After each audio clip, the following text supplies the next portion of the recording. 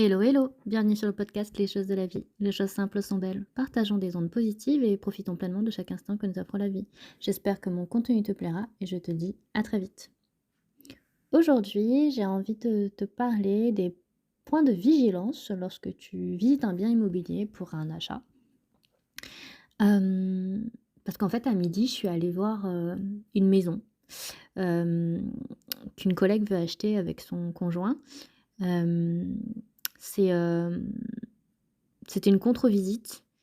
Pour que je puisse donner mon avis, et du coup, je me suis dit que ce serait intéressant de vous faire un petit podcast sur justement les points d'alerte, les points de vigilance à avoir, quand on visite un bien immobilier. Alors la première chose, c'est justement, de vous fixer, un budget, que vous avez défini, avec, votre, banquier en amont pour savoir, en fait, votre capacité d'emprunt, en fonction aussi de l'apport, que vous pouvez, avoir et justement ça vous permettra de cibler, des logements que vous êtes en mesure, de payer, d'avoir. Ça sert à rien de visiter des biens que vous pouvez pas vous payer. Déjà ce serait un coup au moral et puis ça vous permet, voilà, de cibler davantage, ce qu'il est possible ou non d'avoir. Ensuite, une fois que vous avez, budgétisé en fait, ce que le montant, que à ne pas dépasser, frais de notaire compris évidemment, et heu et avec l'enveloppe travaux si jamais il y en a une, c'est de, justement, quand vous faites les recherches, de biens immobiliers, de vraiment regarder, le secteur, la localisation géographique pour que ça soit pas trop loin de votre travail et de vos activités. Que ça soit, voilà, quelque chose qui soit à équidistance parce qu'à la longue, même si c'est quelque chose que vous êtes en mesure de faire, les trajets, les déplacements, au quotidien, c'est quelque chose qui peut vite devenir fatigant et usant. Donc la localisation géographique, c'est très important. Ensuite, quand vous avez une annonce, c'est de regarder en fait, l'état général, du bien d'après les photos. Vous pouvez, ensuite, lorsque vous ferez la visite, confirmer ou non, ce que vous avez vu en photo. Mais voilà, c'est important de voir l'état général du bien pour savoir, bah, s'il y a des travaux à faire ou, si, c'est plutôt en bon état. Et ça vous évitera de partir sur un bien qui n'est pas fait enfin, qui demande trop de travaux, et que, bah, vous serez obligé de dépasser votre enveloppe et là, ce serait compliqué. Donc, une fois que vous avez regardé aussi, sur l'annonce, hem, bah, tout ce qui est lié relatif, aux travaux prévus, aux charges, hem et et aussi, l'étage, si c'est au rez-de-chaussée, faut savoir que si c'est en rez-de-chaussée, vous pouvez avoir en fait, tout le flux, enfin tout le passage des habitants, des voisins et le fait que ça soit plus froid, plus humide, plus bruyant, et si vous êtes, sous comble, vous pouvez avoir des problèmes de température, de confort thermique en fait, que ça soit en hiver ou en été, il peut faire trop chaud ou trop frais. Est-ce qu'il y a un ascenseur ou pas? S'il y a un ascenseur, ça veut dire qu'il y a des charges, ça veut dire que en fait, vous allez avoir des frais supplémentaires d'entretien. Est-ce qu'il y a un garage, un parking ou pas? Et en fonction de ces données-là, si vous décidez de faire une visite après pour confirmer, justement, que ce bien vous plaît, une fois que vous arrivez sur place, déjà, vous regardez, l'immeuble, l'état général de l'immeuble, ou de la maison. Vous vérifiez, l'aspect extérieur, les murs, les fissures, s'il y a un garage, vous vérifiez s'il y a un garage, par exemple, une dépendance, vous vérifiez, bah, que la toiture, toiture terrasse ou toiture en pente, elles sont en bon état, l'étanchéité, les chenaux et les gouttières, si c'est en bon état ou pas, s'il faut le remplacer.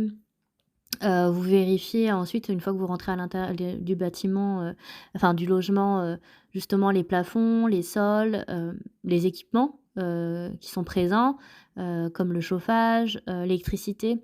Si la chaudière, il faut la remplacer, enfin quel type de chauffage c'est déjà, si ça a remplacé, ou pas. L'électricité, si elle est aux normes ou pas. La plomberie, s'il y a des fuites, s'il faut la remplacer, ça, c'est des frais supplémentaires. Après, par rapport au diagnostic de performance énergétique, si c'est, une passoire énergétique, ça veut dire que, voilà, vous avez des coûts importants et qu'il va falloir faire des travaux pour, augmenter cette, performance énergétique et éviter que vous dépensiez trop d'argent dans tout ce qui est voilà, chauffage et isolation. C'est important de voir s'il y a une bonne isolation, sinon ça veut dire que c'est quelque chose que vous êtes obligé de faire. Par rapport à la proximité aussi des commerces et des transports, si, vous êtes, à proximité d'écoles, ou, de services, c'est quelque chose, qui peut être intéressant, si vous êtes à côté, d'une pharmacie, d'un supermarché, d'une épicerie, la poste, hem, si vous êtes à proximité d'une banque, enfin d'un point de retrait bancaire, si vous êtes, à proximité, d'une station de bus ou de tram ou de métro. Et en termes de sécurité, si le quartier, il est plutôt sécurisé, enfin il est plutôt calme, ou pas. Ce qui est important, c'est de visiter aussi, le quartier à différents moments de la journée pour savoir, bah, si ce quartier il est plutôt calme ou bruyant et qui le fréquente, qui passe à proximité. Et également donc, ce que je vous disais, évaluer, le nombre de travaux à prévoir. Par exemple, demander, si c'est, une copropriété, les derniers, comptes rendus, d'assemblée générale, ou même, si c'est une maison, de savoir, à quand remontent les derniers travaux. Par exemple, les travaux de charpente, les travaux d'isolation, de toiture ou de cave, la le remplacement des réseaux d'eau. Le raccordement, voilà, s'il y a heu, s'il y a eu, le dernier entretien d'ascenseur, de la cage d'ascenseur, hem, si, voilà, il y a des travaux qui sont prévus, voilà, d'isolation de façade ou de nettoyage, de façade, hem, s'il y a des remplacements de chauffage, collectif ou pas, et donc ça, c'est important de vous préparer une petite checklist des éléments à vérifier, et de préparer en amont de la visite pour que vous puissiez poser toutes les questions à l'agent immobilier, ou au propriétaire, chez qui vous allez aller visiter le bien.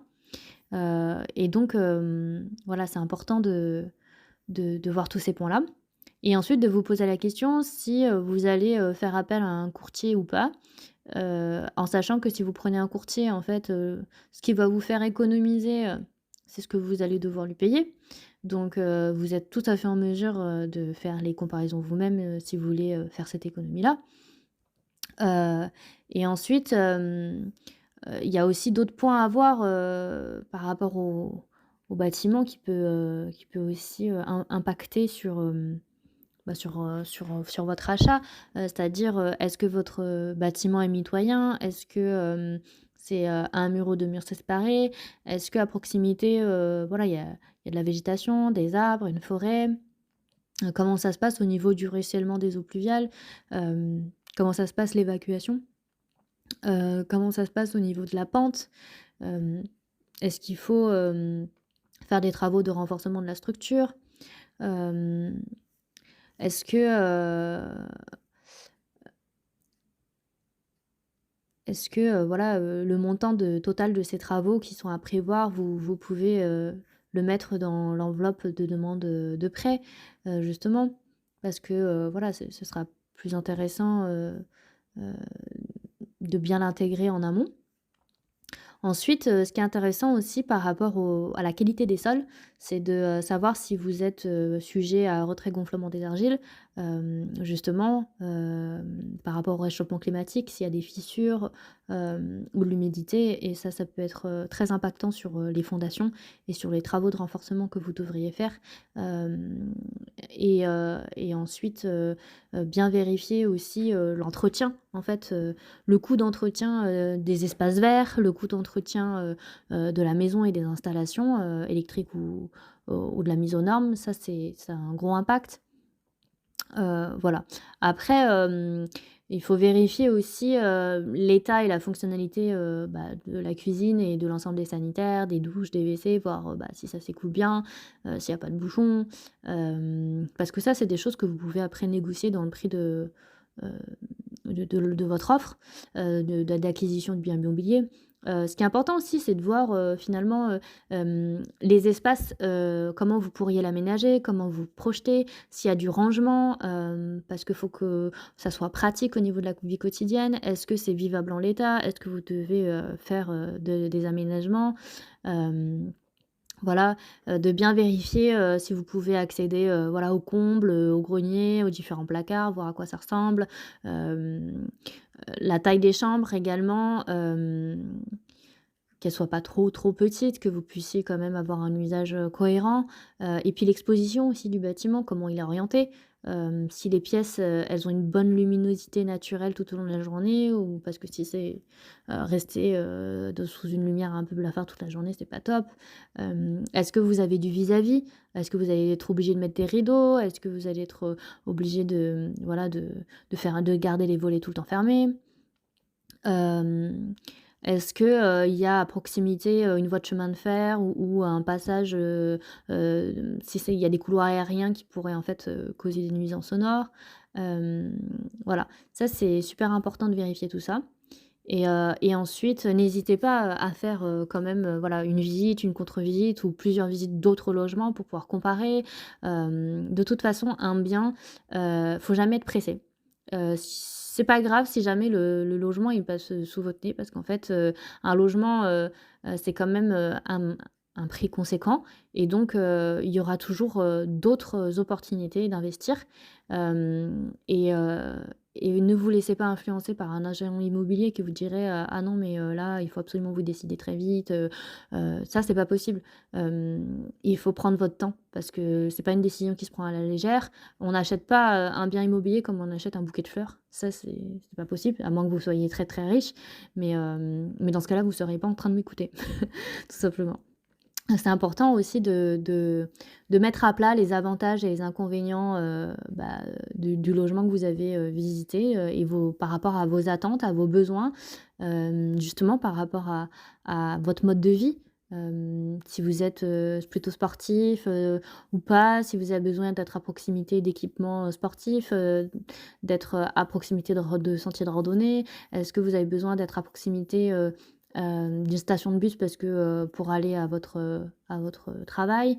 Est-ce que, vous avez besoin de la place pour stationner parce que vous avez 2 véhicules? Est-ce que vous avez besoin, voilà, qu'il y ait des pistes cyclables à proximité parce que vous avez un vélo et que vous faites tout à vélo? C'est important. Et ensuite, ce qui est important aussi, c'est de pas hésiter à faire des devis, de faire passer, des spécialistes, des experts, que ça soit un architecte, que ça soit, un plombier chauffagiste, un électricien, un charpentier, un maçon, enfin de les faire passer et de faire des devis parce que, on n'est jamais trop prudent et que c'est important de savoir, combien ça va coûter, concrètement les travaux. Et voilà, pour évaluer précisément, l'état du bâti et des installations, d'estimer le coût des rénovations et voilà, ça permet, de bien être au clair, par rapport au bien que vous allez acheter. Et ensuite, une fois que vous soumettez votre offre d'achat, de pouvoir négocier, les termes du contrat avant lors d'une inspection complète, genre d'une contre-visite et ensuite, signer un compromis. Mais, ne vous n'êtes jamais, tenu en fait, si vous avez envie de changer d'avis, vous avez le droit. Quand vous déposez, enfin vous soumettez une offre d'achat, vous avez 10 jours pour changer d'avis et puis après même quand vous signez votre compromis de vente, vous avez encore, 10 jours pour, vous rétracter. Donc il y a pas de problème et puis après vous pouvez, une fois que vous avez, signé votre compromis de vente, prendre rendez-vous, avec, conseiller bancaire et lui donner tous les justificatifs, tous les papiers administratifs, pour la demande de prêt et Et vous avez aussi la possibilité de négocier votre, crédit votre assurance de crédit immobilier. Vous avez le droit de faire une délégation d'assurance et de voir chez un autre assureur, justement, la possibilité de faire ça et puis même sinon vous signez, chez votre banque et ensuite vous faites une demande de délégation d'assurance auprès d'un autre assureur, à partir du moment où vous avez signé votre acte authentique de vente, vous avez le droit de le faire, dès le lendemain, de la signature, ou n'importe quand après, et ju la date anniversaire. Voilà, vous avez la possibilité de réévaluer et de proposer, voilà, une assurance avec les mêmes modalités, hem, de protection, mais avec un prix, qui pourra vous faire des économies, sur le long terme. Donc voilà, c'est super important à avoir en tête. Et ensuite, ce qui est important aussi, c'est que, heu, il faut intégrer au maximum, les imprévus. Parce que, si vous décidez de faire des travaux, bah, les travaux de rénovation, ils peuvent prendre plus de temps que prévu et retarder, en fait, l'emménagement et pour éviter ça, c'est ce que je vous disais, c'est important de faire des devis et puis surtout de phaser, vos travaux. Qu'est-ce que vous allez faire absolument, au moment où vous allez emménager? Qu'est-ce que vous allez faire à 5 ans, 10 ans? Si vous achetez une maison et ben, c'est pas les mêmes problématiques que si vous achetez un appartement. L'entretien d'une maison, c'est quotidien, enfin, il faut, sans cesse, faire, des travaux et faire en sorte que le bâtiment se tienne parce que sinon ça veut dire dans 20 ans vous allez vous réveiller un matin en vous disant: «Oh là là, il y a plein de trucs que j'ai pas fait» et en fait ça va être, très coûteux. Donc c'est important de prévoir à l'avance, et de phaser dans le temps, voilà, ce que vous allez devoir, faire et puis il y a l'État qui peut aussi, vous subventionner, donc il y a des aides qui existent pour alléger le coût des travaux. Il y a MaPrimeRénov', ce qui est, par exemple une aide, qui est accessible à tous les propriétaires, occupants et bailleurs et aux copropriétés, avec un montant qui va varier en fonction des revenus, du foyer et de l'ampleur des travaux et pour en bénéficier, il faut déposer une demande, sur le site, MaPrimeRénov', avant le début des travaux. Réaliser les travaux avec un professionnel qui est agréé RGE, reconnu garant de l'environnement et fournir les devis et les factures nécessaires au fur et à mesure pour pouvoir, avoir, vos aides. Ensuite, il y a ce qu'on appelle l'éco-prêt ou à taux zéro, l'éco-PTZ et c'est un prêt qui est sans intérêt, donc à 0 qui est destiné aux propriétaires, pour financer les travaux de rénovation énergétique. L'éligibilité, elle va dépendre de la nature des travaux. Il faut absolument que ça améliore la performance énergétique du logement et pour, l'obtenir, il faut se rendre, dans une banque partenaire avec des devis de travaux envisagés et le montant maximum qui est plafonné à 30 000 € et remboursable sur 15 ans. Ensuite, vous avez ce qu'on appelle les certificats d'économie d'énergie, CEE. C'est un dispositif, national qui, permet d'inciter à la mise en place d'actions pour la réduction des consommations d'énergie et qui offre aux particuliers la possibilité de bénéficier, des aides à la rénovation énergétique et qui sont financées par, les fournisseurs d'énergie. Vous pouvez également, ça par exemple, c'est tout ce qui est lié, à l'installation d'une borne de recharge électrique, par exemple, pour votre véhicule électrique. Ça peut être des panneaux photovoltaïques aussi, vous avez des remises pour ça. Et puis vous avez aussi des aides, locales, en plus des aides nationales, donc des aides régionales et départementales ou communales qui peuvent être disponibles et les conditions et les montants elles varient selon les collectivités et pour les connaître, il suffit de contacter, l'ANA, c'est l'Agence nationale de l'habitat ou de consulter le site de la région ou de la commune dans laquelle vous habitez, qui pourront vous aiguiller sur, les aides que vous pouvez obtenir. Faut pas hésiter à se renseigner parce que ça peut significativement, réduire le coût du projet de rénovation et le rendre évidemment plus économe en énergie et beaucoup plus confortable à vivre. Donc, voilà, c'est important de bien se renseigner. Et ensuite, si vous avez, besoin de faire d'autres démarches pour une extension, une piscine ou une dépendance, faut vérifier que, vous respectiez bien les démarches administratives en vigueur, s'il faut déposer, une DP, donc une déclaration préalable ou un permis de construire parce que, vous dépassez, pour une surface, au sol. Même par exemple pour une cabane de jardin, si la surface elle dépasse 20 m², vous devez déposer. Heu, une demande, voilà, d'autorisation, enfin un permis de construire pour ça et puis, sinon si vous faites une extension, mais que la surface totale de votre plancher, c'est, heu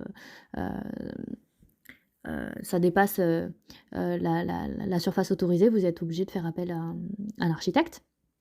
Pour ça.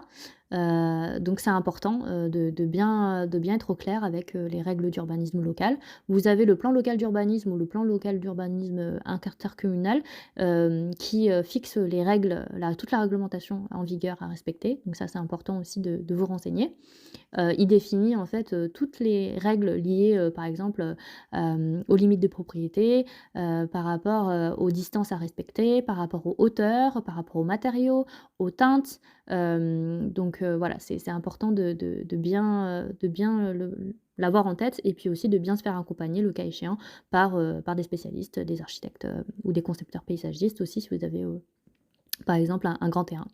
Hem et donc faut bien anticiper parce que, les dossiers par exemple, de permis de construire en fait, c'est des dossiers qui sont assez, conséquents avec des plans, des documents techniques, plans masse, des coupes et des évaluations et l'instruction, elle peut prendre en fait entre 3 et 5 mois suivant la complexité du dossier. Donc ça, dans votre planning global, faut bien, bien, bien l'avoir en tête. Donc voilà, n'hésitez pas, à vous faire accompagner pour ça et je vous dis, à très vite et bon courage pour, vos recherches, de biens immobiliers.